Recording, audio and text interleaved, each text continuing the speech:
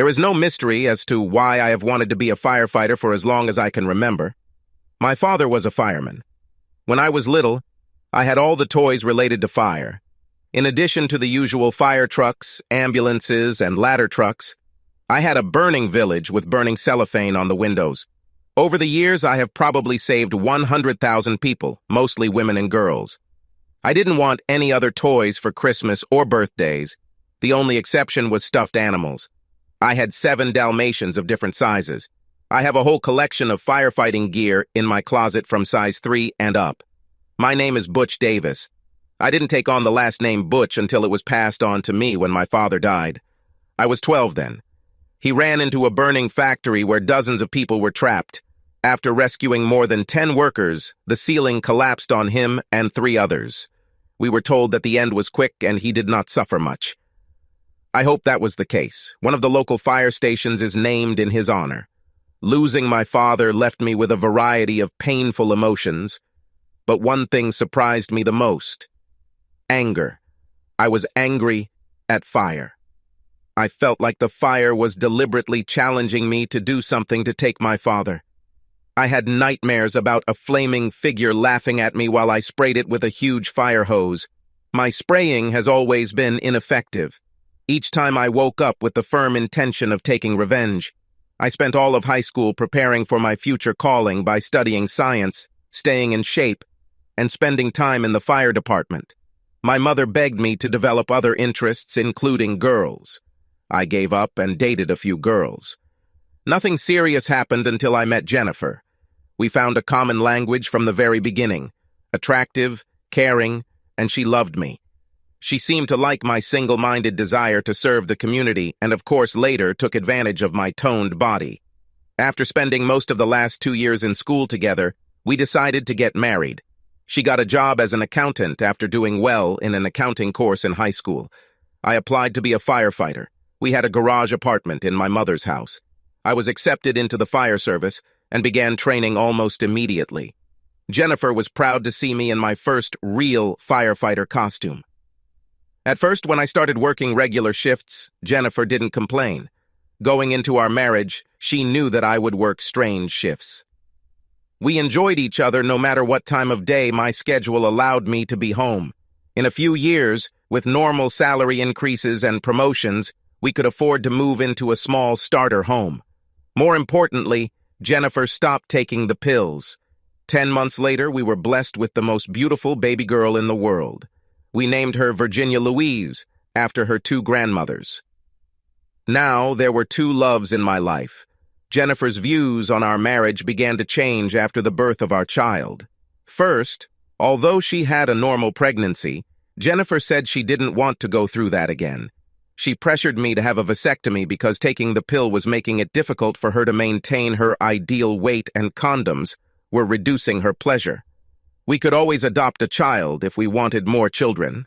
My interactions with Jennifer became more valuable to her because of the amount of time she had to spend with our young daughter. She needed my help with the baby, but she also didn't want to waste time with me. I also began to hear more and more that she was worried that I might get hurt or killed on the job, leaving her alone to care for Virginia. I brushed off her concerns. For as long as she knew me, she knew I was going to be a firefighter. She had to adjust. My disrespect for her concerns was a big mistake on my part. A couple of years later, I went to cross-train as an emergency physician. For 2 weeks, I regularly spent evenings at home. Jennifer was delighted. I got to play every night with Virginia, and I got to play later every night with Jennifer. Jennifer often and emphatically said that this is how it should be. She and I regretted it when I returned to my normal schedule. It didn't seem to matter much to Jennifer that my being in the ambulance as a paramedic meant I would be less likely to be in danger. She said all first responders were at risk. When Virginia was old enough to go to school, Jennifer returned to work. She found out that she has a new boss who recently moved here. Jennifer said she seemed like a very nice man who was raising a girl. Virginia's age after losing his wife in a car accident. His move here was partly motivated by a desire to get away from a city that held too many memories of his wife. Jennifer said he often had a sad expression on his face. She expressed regret about his situation. I didn't see the red flag. As time went by, I continued to be absorbed in my work and spend as much free time as possible with Virginia. I didn't notice that during this time my time and expressions of affection for Jennifer had diminished. I agreed based on the assumption that we were a typical family and would always be that way. This was my feeling until I received the divorce papers. After I was treated at the firehouse, I took a sick day and went home to talk to Jennifer. She finished packing her things. I couldn't find the words, and she had a lot of words. You're probably shocked because you had no idea about our marriage for many years. My concerns for your safety and the fact that you willingly sacrificed your time with me simply meant nothing to you, and don't you dare say, I didn't see that coming. This was done for you to see. You just chose not to see. That's the problem. When Art became my boss, we became close. He suffered from the loss of his wife. I suffered from the loss of time spent with my husband. We both had daughters the same age that we raised mostly ourselves. They go to the same school and attend after-school clubs. Initially, we talked mainly about them. I lamented how little time you had for our daughter, and even less for me. And don't you dare equate the time you played with her at night to what I had to do with her the rest of the time. Art and I were talking to each other. Remember when you and I did this? Art and I consoled each other. We cried together. We hugged each other sympathetically. In the end, we fell in love with each other. Honestly, I was ready to take our love to the physical level much earlier than he was. He continued to say that he hated being the reason for a marriage to end. I finally convinced him that I was going to divorce you whether we had sex or not. He gave in, and we were intimate for a couple of months. It all comes down to this. He is the one I want now. I'm sorry I did this to you, mostly because of Virginia. I know you love her and she loves you. I will provide you with virtually unlimited access to it, regardless of the court's decision. The settlement I proposed in the petition is fair. You get the house, I keep my car, you pay child support, I get no child support, and we split the assets 50-50. Virginia and I are moving in with Art and his daughter Chloe. The address is listed on the divorce petition. No matter what you think, Art is a good person.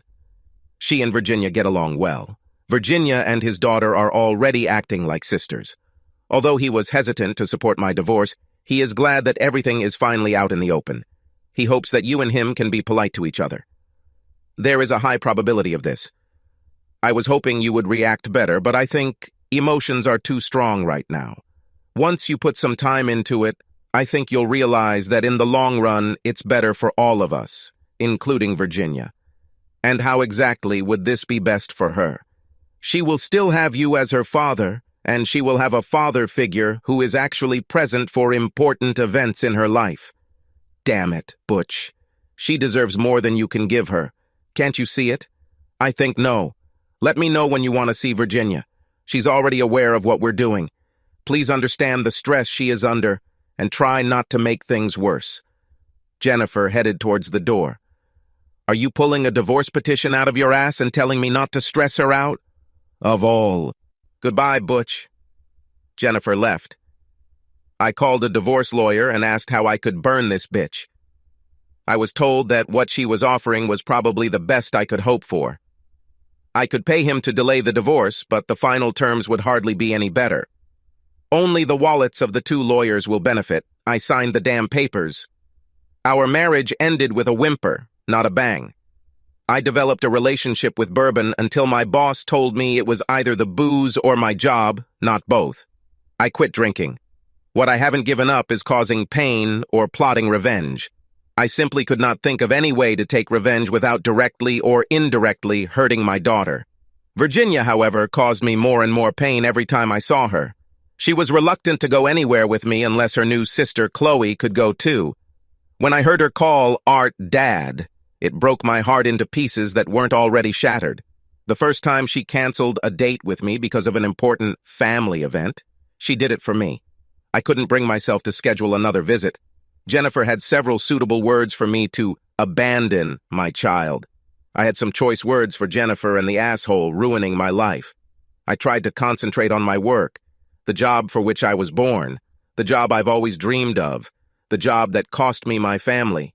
In fact, I can't blame the work as much as I blame the fact that I let it consume me. I readily admit my guilt in this. As dedicated as I am to my duty, to be honest, most of my work was boring. I usually drove the ambulance. They made me work as a firefighter a few times. But 90% of the time, I was an EMT. Most of our ambulance visits were for either dead or dying people. There were too many runs only because the person was so large or physically disabled that he had no other means of medical transportation. Sometimes we had to perform artificial respiration on a person who would have died sooner without us. They usually died within the next few days. Then there were dehydrated people who were injected with saline. We were rarely called to fires, and even more rarely were we treating people for scrapes, cuts, or smoke inhalation. Like I said, boring, that is, until the alarm rang and I ran to the ambulance. When I got on the road, I found out the address of Virginia's after-school club. Shit. My daughter would have been there at that time. I put the pedal to the floor. I rammed a couple of cars that just had to try to get through the intersection before the ambulance arrived. Sue me, idiots. I made my way through the traffic and rode the last turn on two wheels. The sight I saw shocked me to the core. Flames were shooting out of several windows of the Circle building. I parked the ambulance and ran up to a group of children and a teacher I knew. "Where is Virginia?" "She and several other people are still inside. Please help them." She didn't even have time to finish her sentence before I was already on the move. I ran through the open door, unsure of what I would encounter. Flames burst around the doorframe and burned me. I'm not sure how I broke down the classroom door, but I did. The teacher was lying on the floor. I told her to let the kids crawl out the door. She and the children headed toward the exit when I heard, "Dad! Dad! Help me!" It was Virginia. A bookshelf fell on her. I picked it up as if it were made of paper. He grabbed his daughter and dragged her outside. I grabbed her under my arm and ran, on my knees, to the door, trying not to inhale the smoke. When we got to the front door, the teacher and other children were still there. The flames around the door prevented them from leaving. Remembering what I saw when I walked in, I knew I just had to show them out the door. They were too scared by the flames to try to get out. There was no time to convince them to just rush through it. First, I threw the teacher out, and then I started throwing the kids out the door, hoping the teacher or someone else would be there to get them away from the building. Virginia and I were last, and my ass was literally on fire. Once outside, I sat on my butt and breathed in the fresh air. I felt great. This is what I trained for. This is something I practiced with my toys as a child. It was... Virginia interrupted my self-praise. "Dad, Chloe is still there." "Oh, please, dear Lord, let her be wrong." I looked at the teacher who was examining the rescued children. She looked at me with great fear and screamed. "She went to the toilet before the fire broke out." I immediately prayed, "Dad, I'm coming. Either help me get through this or prepare a place for me. If I die, I'll be there for dinner." Before I could move forward, my boss grabbed me. "Damn it, Butch, I order you not to go back there. You'll just kill yourself. Can you hear me?" I sank sharply, as if submitting to him, resigning myself to the facts. Then I turned around and punched the boss. He fell. I put on his fire jacket, helmet, and oxygen supply. I ran towards the door, which was now completely engulfed in flames. I was wearing only regular trousers and shoes. As a result, my left leg and foot were burned upon entering the building. I could tell I howled from the pain and the sickening smell of burning flesh. I soon realized that I was not getting enough oxygen. The plastic tubes leading from the mask to the oxygen tank melted. I took off my mask and it felt like I was breathing fire. I strained my memory to remember the location of the toilet. Somehow I ignored the flames, opened the toilet door, and immediately closed it back. The toilet gave me a short respite. Chloe was lying on the floor, unconscious, but breathing. I took one of the towels from the toilet and threw it into the sink, trying to wet as much as possible.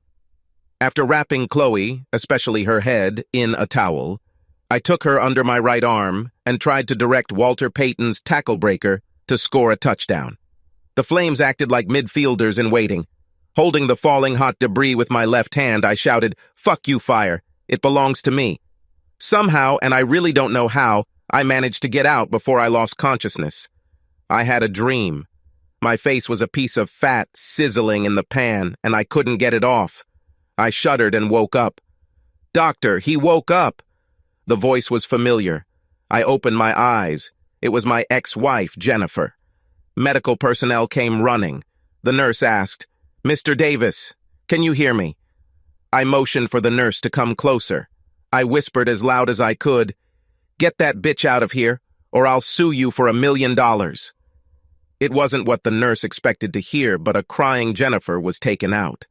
I gave the order that I did not want to see anyone except my fire brigade. I wanted to see Virginia, but I didn't want her to see me, not in the same shape as I was then. I was surprisingly happy for two main reasons. I was told that Chloe was alive, and I had morphine shots. Over the course of several months, I went through multiple surgeries and skin grafts. My left leg was amputated, and my left arm and left side of my face were badly burned. I could get a job on The Walking Dead and not have to wear makeup. The only visitors were the firefighters, who told me how much better I looked now. Smart guys. I love them all. The city insurance company paid all my medical and rehabilitation bills. I was given awards for my bravery, but the best reward I received was from Virginia and Chloe. They awarded me Dad of the Year. I plan to keep the certificate they created and colored for the rest of my life. For the rest of my life. What the hell will happen now? I couldn't be a firefighter anymore. Too much damage due to an amputated left leg and a handicapped left arm. I was given a part-time job as a dispatcher at EOC to help supplement my disability payments. This made me happy. I managed to keep Jennifer and Art away from me. I have rejected all verbal and written attempts to contact me. To hell with them, their thanks, and apologies. I didn't do it for them. However, they managed to indirectly convey some surprising information to me. One of the firefighters who arrived told me, "Dude, you won't believe this. The bastard who stole your wife and whose daughter you saved just joined the fire department. You could have told me that the entire media had gone pro-Trump, and I would have believed it sooner than what I just heard. I should have asked for more information." Yeah.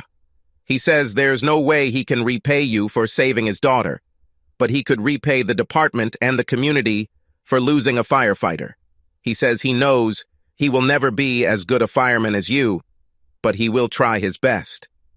Don't worry, Butch. We told him a lot of crap because of what he did to you. He won't be able... No. Leave him alone. In fact, I want you to help him. Dude, did you inject yourself with too much morphine? He stole your wife and daughter. I smiled and said, think about it. My wife left me for him partly because I was a firefighter and he wasn't. This is true. I can't think of a better way to get revenge on her. She can't help but be a hypocrite. I like it. I will also take revenge on Art. He must live the rest of his life knowing that the man whose wife he stole from saved his precious daughter. I think that I am the happiest cripple on earth. I smiled so hard that the burned part of my face hurt. I injected more morphine instead of stopping grinning. Now that I was in a better mood, I decided that I was ready to meet people, or rather, let them see me. First, I asked to see Art, which I hope really pissed off my ex. I was getting better. Art came in, sobbing like a baby. Butch, I owe you so much. I will do everything in my power for you. Just ask me. You refused to let me help pay your bills. I didn't know what to do. I just had to do something. My guilt for falling in love with your wife, and my gratitude for saving my Chloe, both were on my mind constantly, day and night. That's when the idea of becoming a firefighter came to my mind. If I can't repay you, I can at least give something back to the community for their loss. He seemed completely sincere as he continued to cry. Then he pulled himself together. Please let me bring Chloe. She's dying to thank you. I agreed. Chloe appeared at the door, but without Virginia, she would not have moved. They both ran up to my bed and were happy to see their best dad certificate proudly displayed. After they looked at me, Chloe said, "You look scary." Virginia agreed. I laughed while Art chided them. I said, "You are absolutely right, girls. You see, I was once a handsome prince, and then one day a wicked old witch named Jennifer kissed me and turned me into an ogre. Virginia said, "Daddy, this is silly. We had a wonderful visit. I swear Virginia grew up while I was in the hospital. Then I realized that I no longer wanted to miss anything from raising my daughter. Art came back with the girls a few times, but we also got to know each other better. I'll be damned if I didn't really start to like this guy. It helped that he never asked me if I would agree to talk to Jennifer. He rarely mentioned her at all. During one of his last visits, I brought up a topic that had been on my mind for a long time. Art, I hope we can restore my visiting schedule. If you and Jennifer agree, I'd like to see Virginia more often now that I'm not a firefighter." Well, that would be more than acceptable for several reasons. First of all, I'm a firefighter now, and you know what that means schedule-wise. The other is that Jennifer abandoned me and the girls. She said she was filing for divorce. Butch, I think she fooled us both. She might even have fooled herself. She believed that our work schedule was detrimental to our marriages and time with our girls. Now I came to the conclusion that she was just grumbling because all the attention wasn't on her. When she couldn't convince me not to become a firefighter, she just got up and left. I know I need help with Virginia and Chloe. Your mother and Jennifer's mother are helping out temporarily. Also, in case you haven't figured it out yet, Virginia and Chloe are now an inseparable couple. You can't have one without the other. How could she just leave Virginia? And she must have gotten a little closer to Chloe, too. I think Jennifer became jealous of Chloe. Virginia wanted to spend time with Chloe, not with her mother. Jennifer seemed to be on her own, even when the four of us lived in the same house. Her last comment after telling me she didn't want custody was, "Girls seem to prefer their dads anyway. Well, they can have both of you." Damn, Art, you are right. She was even more spoiled than I thought. Art burst into tears again. Art, Virginia and I will do everything in our power to help you and Chloe. Time has passed. Virginia and Chloe are about to graduate from high school and go to college. I moved in with Art and the girls after rehab. The guys from the fire department chipped in and bought me a specially equipped minivan. The greatest contribution was made by Art. He is a truly good person and has become an excellent firefighter, with my help, of course. We gave up parenting and household responsibilities. As you can imagine, given my limitations, it takes me longer to get my part done. Luckily, we found a couple of ladies who can handle the problems our girls' only daughters faced. They also satisfy the sexual needs that Art and I had. I am in the process of moving back into my old rental home. Art and I will probably have new roommates once the girls get to college. I believe we will meet often. Unfortunately, I try to fit everything I can into as little time as possible. The consequences of the fire included burns to the esophagus and lungs as a result of inhalation of fire and smoke. I was given 6 months or so to live. I didn't tell anyone. I don't want anyone to know until I can't hide it anymore. Jennifer's mom still sees Virginia and Chloe often. She keeps us updated on Jennifer's developments. The last thing she said was that Jennifer had another child, but she divorced his father. It seems he cheated on her. I tried to be sympathetic. Well, maybe not very much. From my point of view, my salvation in the circle allowed me to take revenge on Jennifer and Art for over 10 years. I'll have to settle for this. Damn fire managed to ruin my revenge on him. Well, 2 out of 3 isn't bad. Sorry, Dad. We'll talk soon. Subscribe to our channel so that your second chaff doesn't cheat on you, and go ahead and listen to the next story, because this story is nothing compared to the next one. If you're under 18, don't even think about listening to the next one.